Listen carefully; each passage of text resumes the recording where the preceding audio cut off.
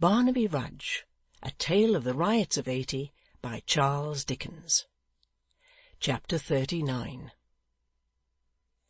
The applause which the performance of Hugh and his new friend elicited from the company at the Boot had not yet subsided, and the two dancers were still panting from their exertions, which had been of a rather extreme and violent character, when the party was reinforced by the arrival of some more guests, who, being a detachment of united bulldogs, were received with very flattering marks of distinction and respect. The leader of this small party, for, including himself, they were but 3 in number, was our old acquaintance Mr Tappertit, who seemed, physically speaking, to have grown smaller with years, particularly as to his legs, which were stupendously little, but who, in a moral point of view, in personal dignity and self-esteem, had swelled into a giant. Nor was it by any means difficult for the most unobservant person to detect this state of feeling in the quondam 'prentice, for it not only proclaimed itself impressively and beyond mistake in his majestic walk and kindling eye, but found a striking means of revelation in his turned-up nose, which scouted all things of earth with deep disdain, and sought communion with its kindred skies. Mr Tappertit, as chief or captain of the bulldogs, was attended by his 2 lieutenants, one, the tall comrade of his younger life, the other, a 'prentice knight in days of yore, Mark Gilbert, bound in the olden time to Thomas Curzon of the Golden Fleece. These gentlemen, like himself, were now emancipated from their 'prentice thraldom, and served as journeymen. But they were, in humble emulation of his great example, bold and daring spirits, and aspired to a distinguished state in great political events. Hence their connection with the Protestant Association of England, sanctioned by the name of Lord George Gordon, and hence their present visit to the Boot. "Gentlemen," said Mr Tappertit, taking off his hat as a great general might in addressing his troops, "well met. My lord does me and you the honour to send his compliments per self." "You've seen my lord too, have you?" said Dennis. "I see him this afternoon." "My duty called me to the lobby when our shop shut up, and I saw him there, sir," Mr Tappertit replied, as he and his lieutenants took their seats. "How do you do?" "Lively, master, lively," said the fellow. "Here's a new brother, regularly put down in black and white by Muster Gashford, a credit to the cause, one of the stick-at-nothing sort, one after my own heart. Do you see him? Has he got the looks of a man that'll do you think?" he cried, as he slapped Hugh on the back. "Looks or no looks," said Hugh, with a drunken flourish of his arm, "I'm the man you want. I hate the Papists, every one of them. They hate me, and I hate them. They do me all the harm they can, and I'll do them all the harm I can. Hurrah!"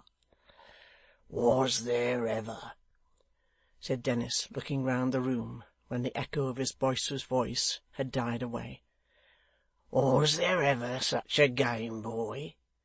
Why, I mean to say, brothers, that if Muster Gashford had gone 100 mile, and got together 50 men of the common run, they wouldn't have been worth this one." The greater part of the company implicitly subscribed to this opinion, and testified their faith in Hugh by nods and looks of great significance. Mr Tappertit sat and contemplated him for a long time in silence, as if he suspended his judgment, then drew a little nearer to him and eyed him over more carefully, then went close up to him and took him apart into a dark corner. "I say," he began, with a thoughtful brow, "haven't I seen you before?" "It's like you may," said Hugh in his careless way. "I don't know. Shouldn't wonder. No, but it's very easily settled, returned Sim. Look at me. Did you ever see me before? You wouldn't be likely to forget it, you know, if you ever did. Look at me. Don't be afraid. I won't do you any harm. Take a good look. Steady now. The encouraging way in which Mr Tappertit made this request, and coupled it with an assurance that he needn't be frightened, amused Hugh mightily, so much indeed that he saw nothing at all of the small man before him, through closing his eyes in a fit of hearty laughter, which shook his great broad sides until they ached again. Come, said Mr Tappertit, growing a little impatient under this disrespectful treatment. Do you know me, fella? Not I, cried Hugh. Not I. but I should like to. And yet I'd have wagered a 7-shilling piece, said Mr Tappertit, folding his arms and confronting him with his legs wide apart and firmly planted on the ground, that you once were ostler at the Maypole. Hugh opened his eyes on hearing this, and looked at him in great surprise. And so you were too, said Mr Tappertit, pushing him away with a condescending playfulness.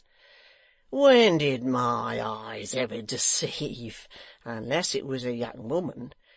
Don't you know me now?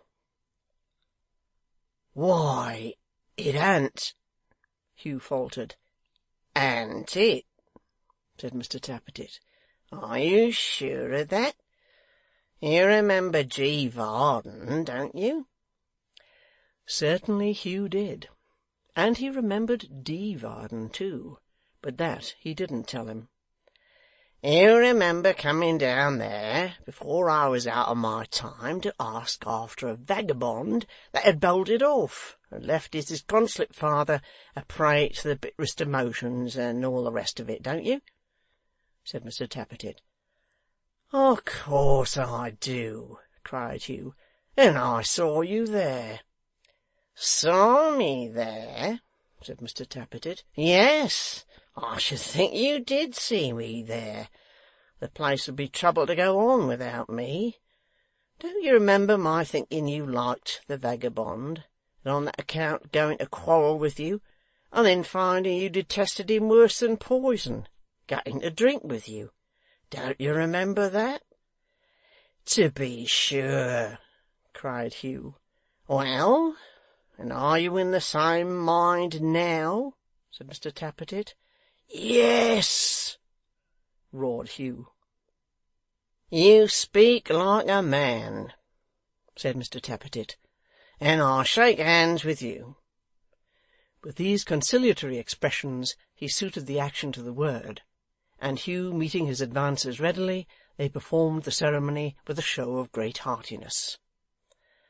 I find, said Mr Tappertit, looking round on the assembled guests, that brother what's-his-name and I are old acquaintance.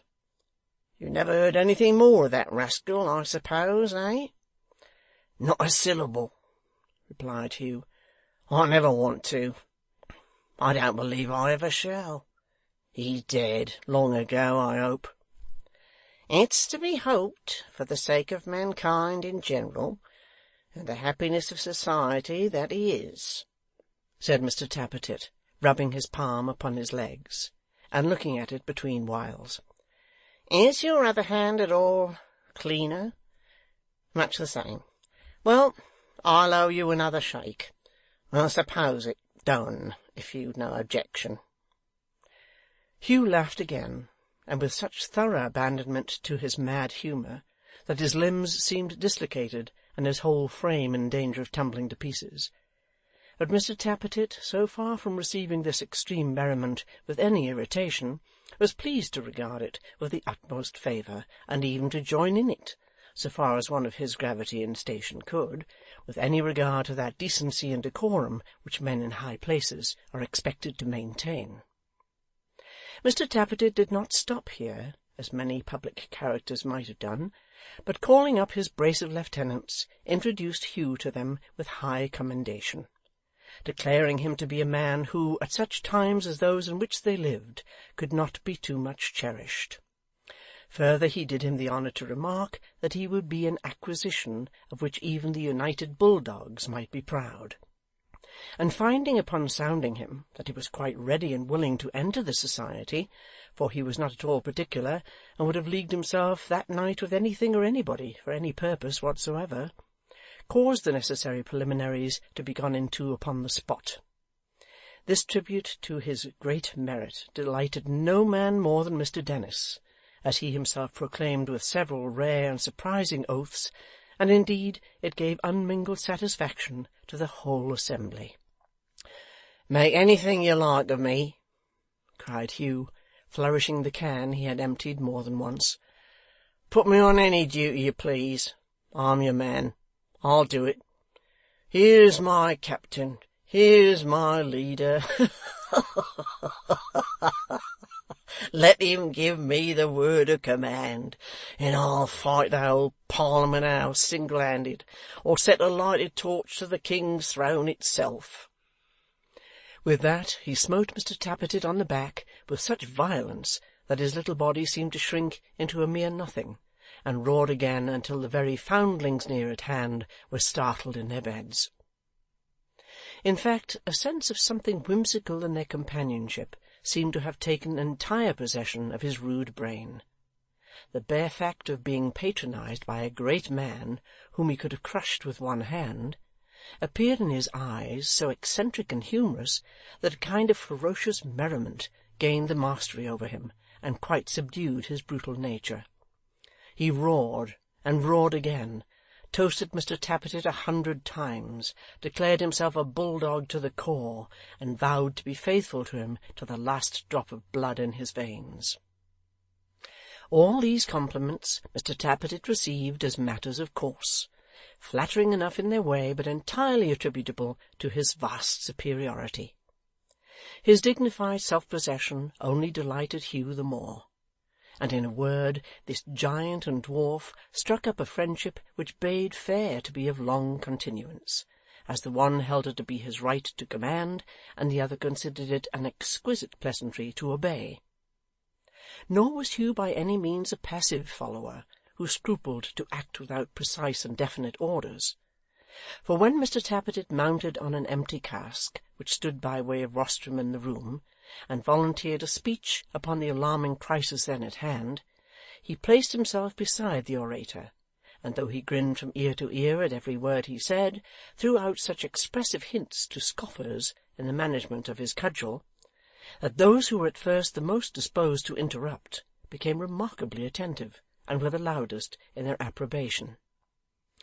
It was not all noise and jest, however, at the Boot, nor were the whole party listeners to the speech. There were some men at the other end of the room, which was a long, low-roofed chamber, in earnest conversation all the time, and when any of this group went out, fresh people were sure to come in soon afterwards, and sit down in their places, as though the others had relieved them on some watch or duty, which it was pretty clear they did, for these changes took place by the clock, at intervals of half an hour. These persons whispered very much among themselves, and kept aloof, and often looked round, as jealous of their speech being overheard, some 2 or 3 among them entered in books what seemed to be reports from the others. When they were not thus employed, one of them would turn to the newspapers which were strewn upon the table, and from the St. James's Chronicle, the Herald, Chronicle, or Public Advertiser, would read to the rest in a low voice some passage having reference to the topic in which they were all so deeply interested. But the great attraction was a pamphlet called The Thunderer, which espoused their own opinions, and was supposed at that time to emanate directly from the association.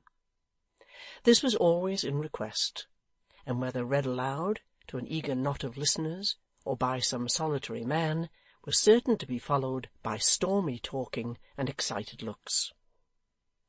In the midst of all his merriment and admiration of his captain, Hugh was made sensible by these and other tokens of the presence of an air of mystery akin to that which had so much impressed him out of doors. It was impossible to discard a sense that something serious was going on, and that under the noisy revel of the public house there lurked unseen and dangerous matter. Little affected by this, however, he was perfectly satisfied with his quarters, and would have remained there till morning, but that his conductor rose soon after midnight to go home.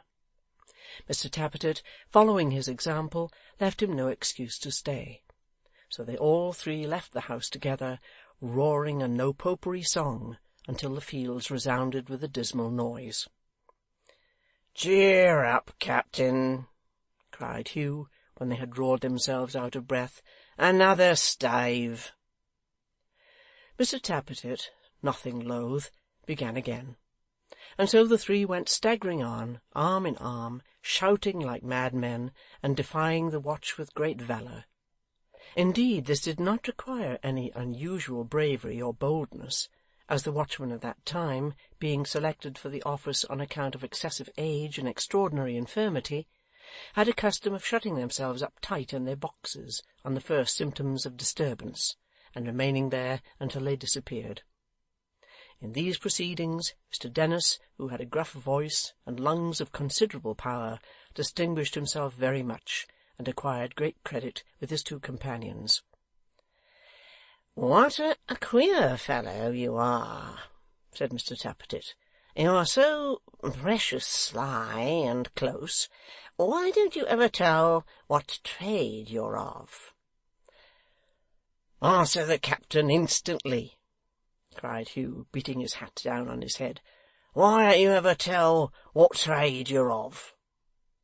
"I'm of as genteel a calling, brother, as any man in England, as light a business as any gentleman could desire." "Was you 'prenticed to it?"